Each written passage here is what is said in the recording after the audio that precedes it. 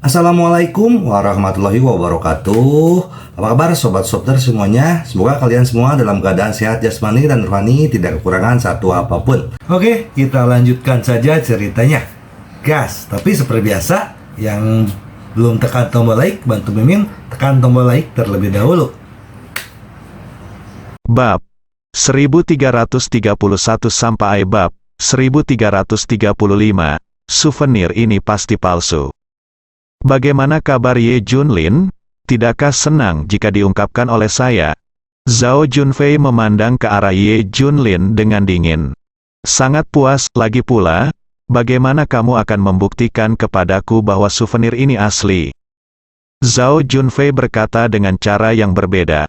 Ye Junlin tersenyum, kalau kamu bilang itu palsu, tidak masalah. Li Ziran langsung setuju, ya. Kami bisa menyimpan sendiri yang palsu, kami tidak ingin menjualnya. Kamu, Zhao Junfei menginginkan semuanya, marah. Setelah dia pergi dari sini, dia memberitahu Wu Mulan dan Zhao Jiangwo apa yang terjadi. Keduanya awalnya adalah pejuang, jadi ketika mendengar tentang upacara raja, mereka menganggapnya sebagai kenang-kenangan. Kedua mata mereka berbinar tajam.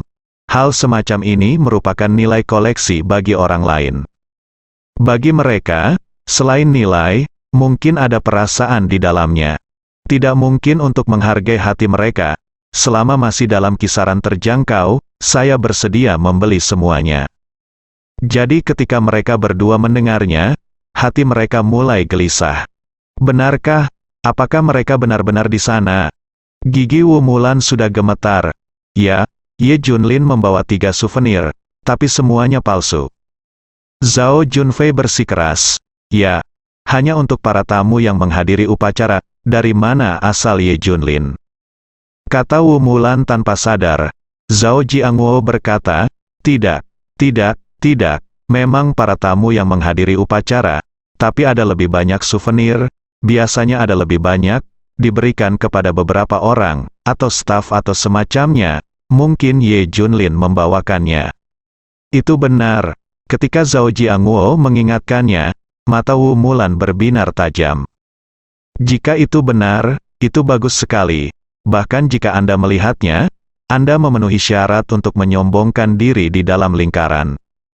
Junfei, nak, cepat konfirmasi apakah souvenir itu asli atau tidak. Zhao Yuan mengirimimu metode konfirmasi, ikuti saja. Desak Wu Mulan. Setelah Zhao Junfei mendapatkan solusinya, dia kembali ke kediaman Ye Junlin. Saat ini, Junjun sedang bermain di halaman, ada oleh-oleh dan barang-barang lainnya di sebelahnya. Begitu Junjun melihat selir Zhao Jun datang, dia langsung menegakkan wajahnya dengan waspada. Junjun, ayo bermain bersama, Zhao Junfei berkata sambil tersenyum. Bibi itu orang jahat. Junjun tidak mau bermain-main dengan Bibi. Junjun segera lari, dia juga memegang souvenir itu di pelukannya. Apa yang dipikirkan Zhao Junfei? Dia memutar matanya dan berkata sambil tersenyum, Junjun, apakah kamu ingin membuktikan bahwa oleh-oleh yang dibawakan ayahmu adalah asli? Setelah mendengar ini, Junjun mengangguk dengan keras, ya, selir Zhao Jun mengatakan tentang oleh-oleh tadi, itu palsu dan Junjun sangat tidak senang. Ya, bibiku punya metode identifikasi di sini.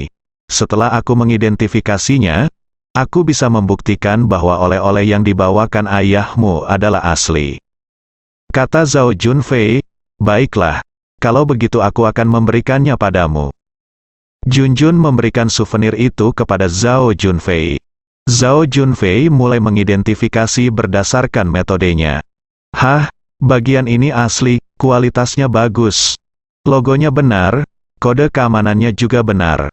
Setelah identifikasi, Zhao Junfei menemukan bahwa souvenir yang dibawa oleh Ye Junlin adalah sebenarnya nyata. Dia mengkonfirmasi lagi, souvenirnya asli. Apakah Ye Junlin begitu mampu? Zhao Junfei lalu pergi. Ceritakan semuanya pada Wu Mulan dan Zhao Jiangwo. Sungguh, itu benar, Wu Mulan dan Zhao Jiangwo sangat bersemangat. Hahaha, Ye Junlin cukup mampu, tapi, kita harus mendapatkan souvenir ini kembali, ini hanya berharga di tangan kita. Memang benar ketika saya mendengar souvenir, Wu Mulan dan Zhao Jiangwo segera mengambil keputusan. Lagi pula, hal semacam ini hanya bisa ditemui tapi tidak bisa dicari. Hal-hal yang tidak dapat dibeli oleh 1 miliar orang. Jika mereka tidak mengendalikan hal semacam ini dengan tangan mereka sendiri, mereka tidak akan bisa tidur. Kakek dan nenek, apakah kamu ingin aku membawakanmu sesuatu secara langsung? Zhao Junfei bertanya. Tidak. Kamu tidak memiliki kemampuan itu, bagaimana mungkin mendapatkannya kembali dari mereka? Kata Wu Mulan. Zhao Junfei juga memikirkannya. Meskipun dia selalu menindas mereka, dia tidak pernah memanfaatkan mereka. Souvenir, dia tidak akan pernah mendapatkannya kembali. Kami akan melakukan ini sendiri, melihat hal ini membuat hatiku gatal. Wu Mulan dan Zhao Jiangwo tidak sabar menunggu. Keduanya bergegas ke Jiangbei dari ibu kota provinsi. Mereka membeli banyak pakaian anak-anak, mainan, dan makanan ringan. Meskipun Junjun sangat menyukai hal-hal ini, dia hanya akan melihatnya tanpa daya dan tidak akan pernah mengambil langkah maju. Ini adalah hasil pendidikan Li Ziran dan Ye Junlin. Tentu saja, Junjun memiliki dendam tertentu terhadap keluarga Zhao.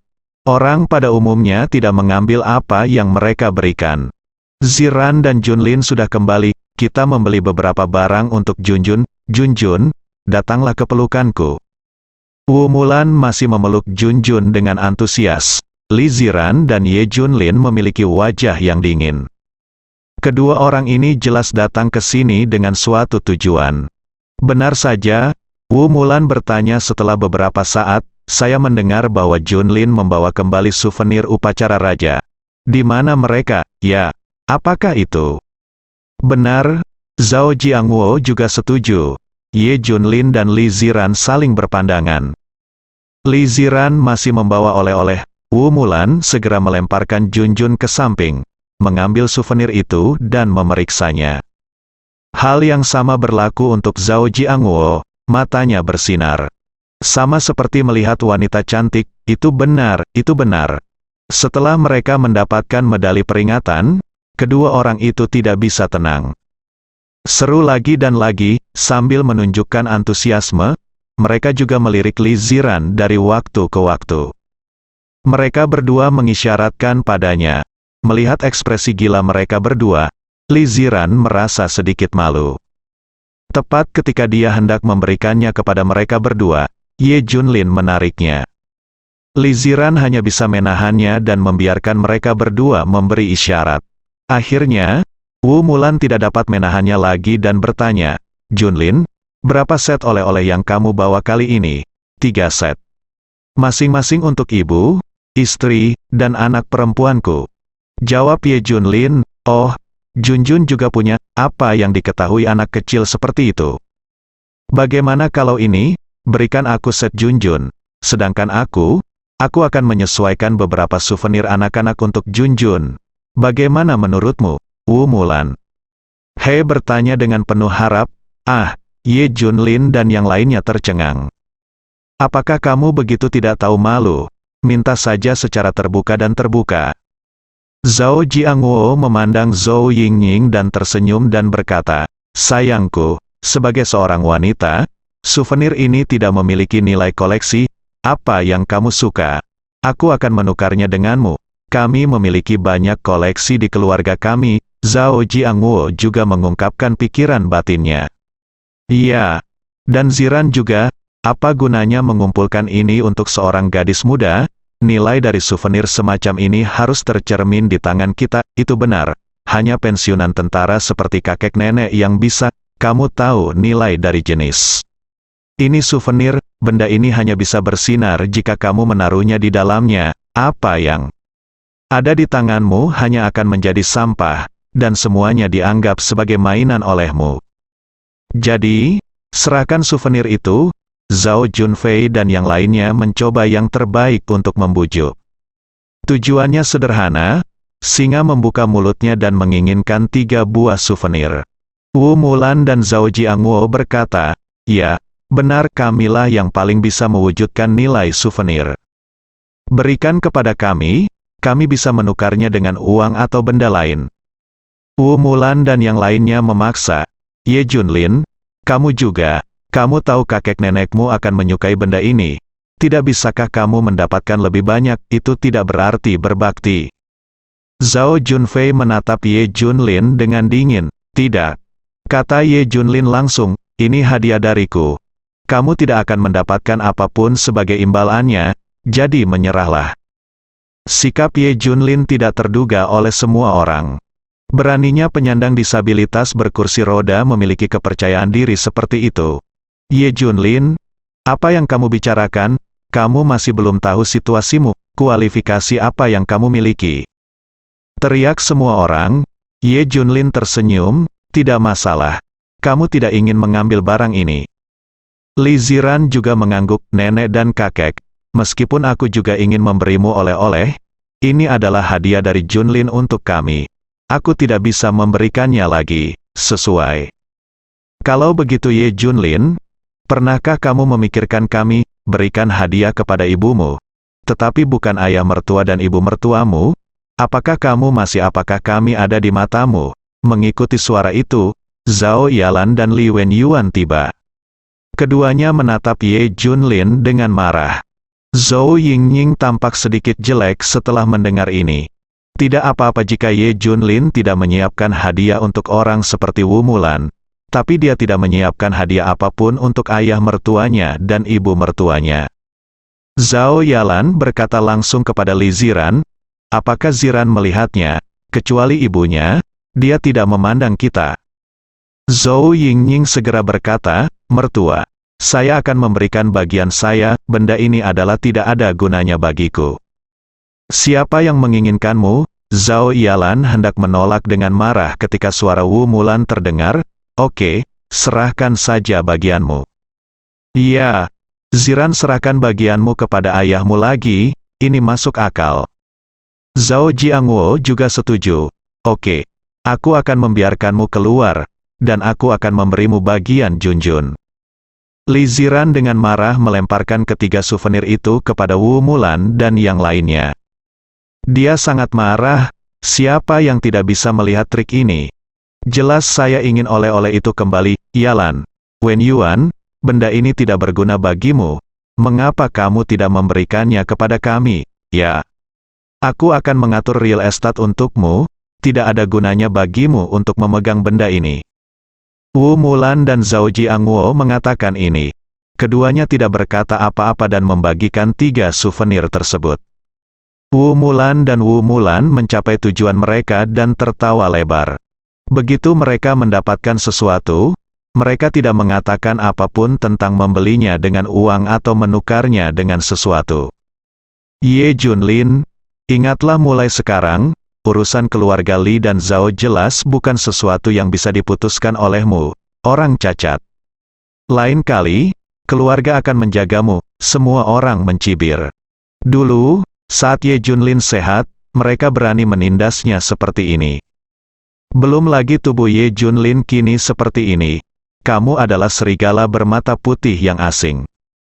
Li Wenyuan dan Zhao Yalan menarik napas dalam-dalam lalu pergi. Saat ini, semua orang mengira Li Ziran sedang membesarkan Ye Junlin dan keluarganya. Sayangnya mereka punya anak dan tidak bisa mengusir mereka. Junjun melihat semua orang pergi tanpa daya.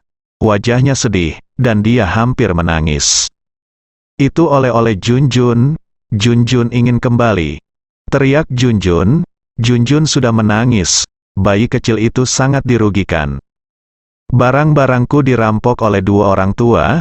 Faktanya, Ye Junlin bisa menghentikan mereka saat itu juga. Tapi sesuai perintah, dia tidak bisa diungkap. Tidak boleh dipaparkan kepada orang biasa kecuali benar-benar diperlukan. Misalnya, kekuatan atau orang-orang seperti klan Ye di kota Xiangjing dapat terbongkar karena mereka memiliki kemampuan untuk menjaga rahasia ini.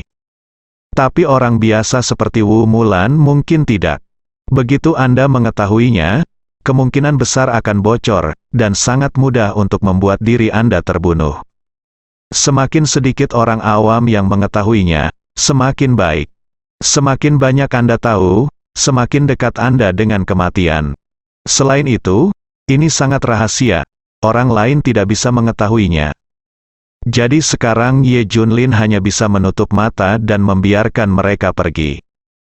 Jangan menangis, Jun, ayah akan memberikannya kepadamu lagi.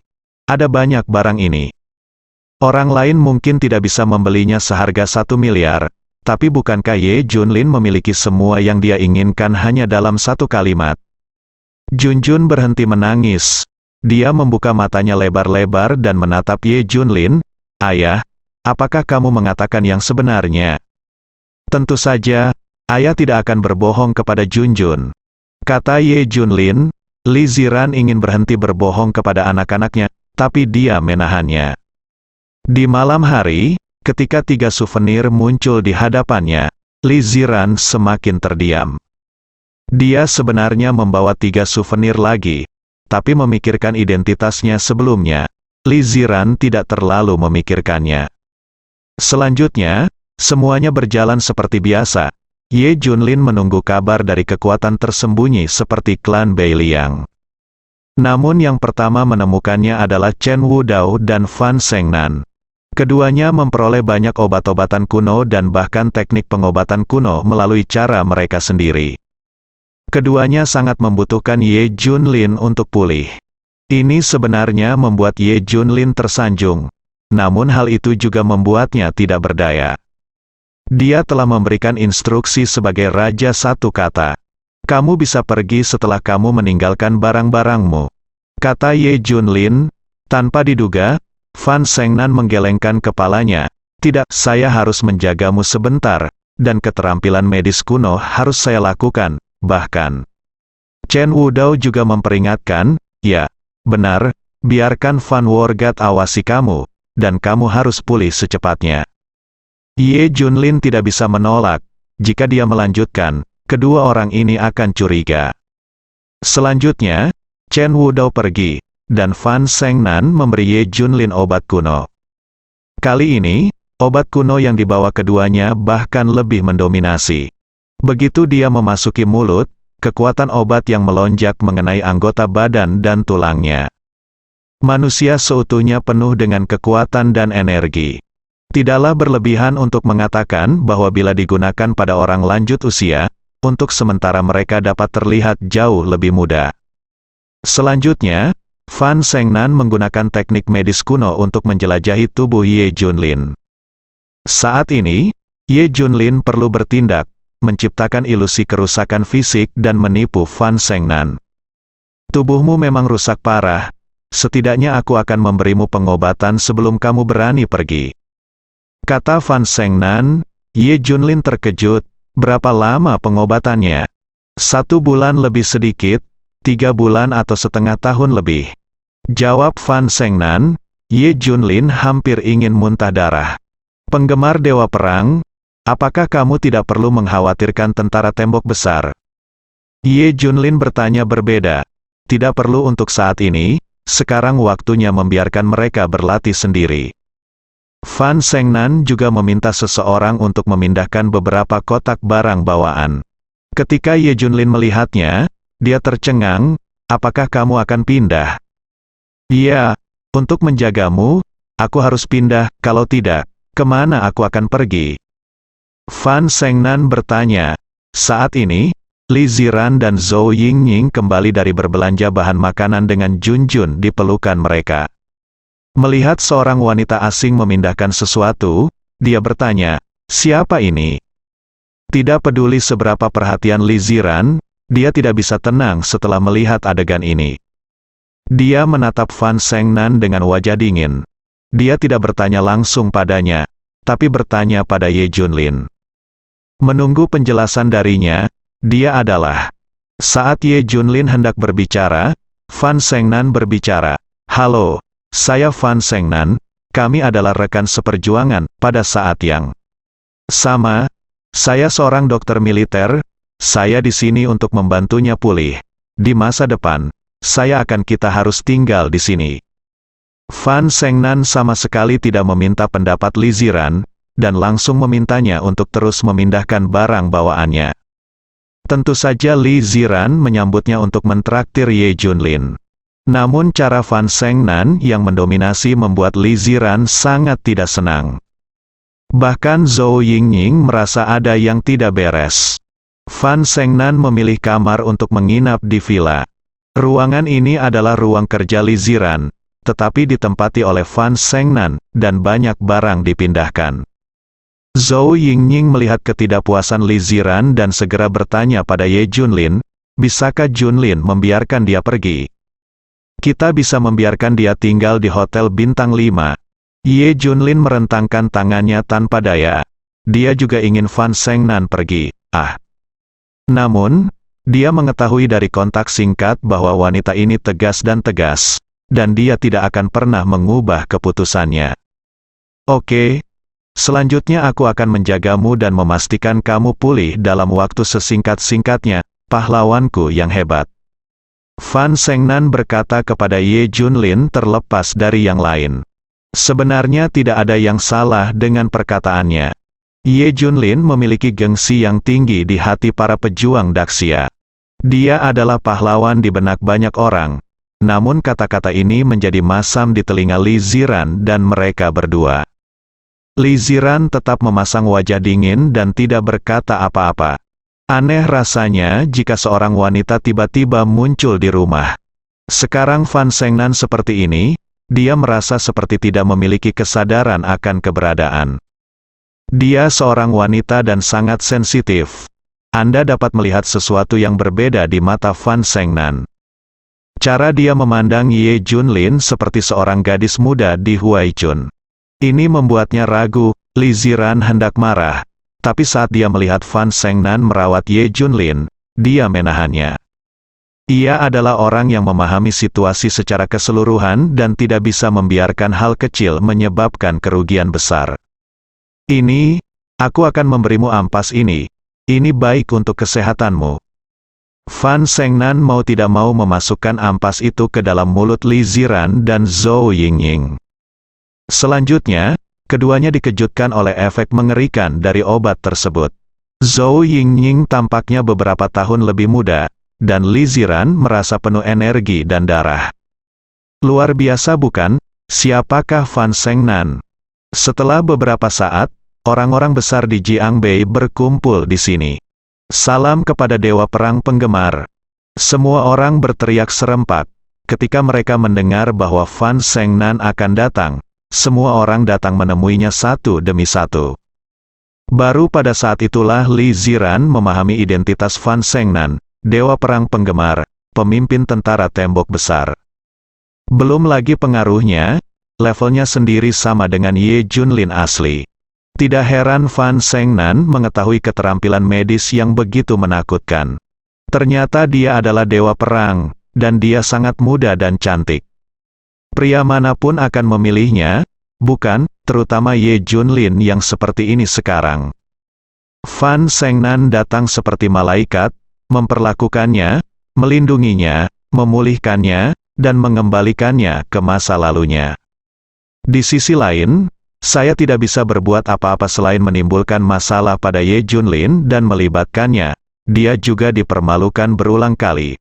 Jika itu adalah Fan Shengnan, situasi ini tidak akan pernah terjadi. Dia adalah Dewi Perang. Dia melindungi Ye Junlin.